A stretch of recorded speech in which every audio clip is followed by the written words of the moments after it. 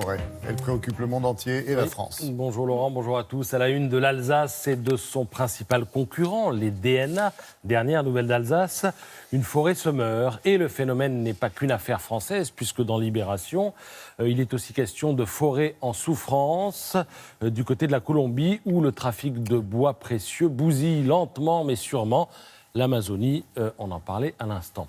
Dans la Haute-Vienne, on manque d'eau. En Occitanie, on parle d'un été de crise. En Auvergne, c'est la sécheresse. Et dans le reste du pays, eh bien, ça n'est pas mieux, comme en témoigne cette terre craquelée qui nous est présentée comme le lit de la Loire, à la une du Figaro. Alors vous en voulez encore? J'en ai.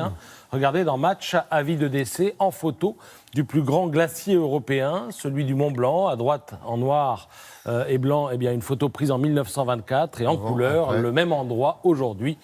Le glacier perdrait 30 mètres de longueur chaque année. Alors, tout ça pour dire qu'il faudrait conjuguer surdité et cécité pour ne pas voir ou comprendre que l'environnement est un sujet qui préoccupe nos contemporains, la presse ayant pour cœur de métier de savoir flairer ce qui intéresse ses lecteurs. Dans ce contexte, il en est un qui boit du petit lait. C'est Yannick Jadot, le chef de file d'Europe Écologie Les Verts. Jadot croise les bras à la une du Parisien. Jadot enfile sa veste à la une de Libération. Jadot parle dans le micro, dans Match. Et pour tout dire, c'est d'ailleurs lui qui a été le premier à le faire. Jadot, emporté par l'élan des européennes, 16% des voix quand même, se voit bien à l'Élysée dans 3 ans. D'où la caisse de résonance offerte à l'université d'été de son parti.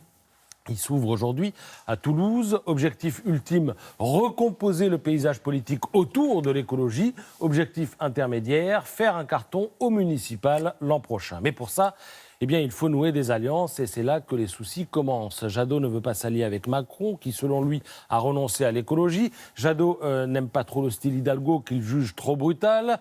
Jadot n'est pas un grand fan de l'union de la gauche parce que ça suinte les tractations d'appareils. Bref, Jadot exprime assez clairement ce qu'il ne veut pas, mais il est plus difficile de comprendre ce qu'il va faire et comment il va le faire. Le sait-il vraiment lui-même, se demande Marie-Christine Tabé dans Le Parisien. Alors dans Libération, Laurent Geoffrin lui donne quelques pistes, parce que si Yannick Jadot prône ce qu'il appelle le pragmatisme municipal et dit ne pas exclure des alliances avec la droite, eh bien le patron de Libération parle, lui, de posture. Pour être franc, écrit Geoffrin, tout ou presque dans le programme des Verts, dans les prises de position de leurs leaders, eh bien, les rattachent à la tradition de la gauche, politique sociale, intervention publique, militantisme alternatif, ouverture aux migrants, Europe sociale et écologique, liberté publique, réforme sociétale. Donc pour Libé, quelle que soit la rhétorique employée, c'est à gauche que ça va se jouer et c'est à gauche qu'il faudra négocier et sans doute faire des concessions. Sinon, gare au syndrome Mélenchon, très bien expliqué dans le Figaro ce matin.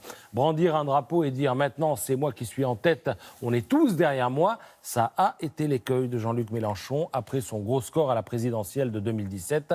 Gare à la tentation du repli identitaire. Et puis, gare aussi aux défections symboliques, même si chacun est libre de ses choix.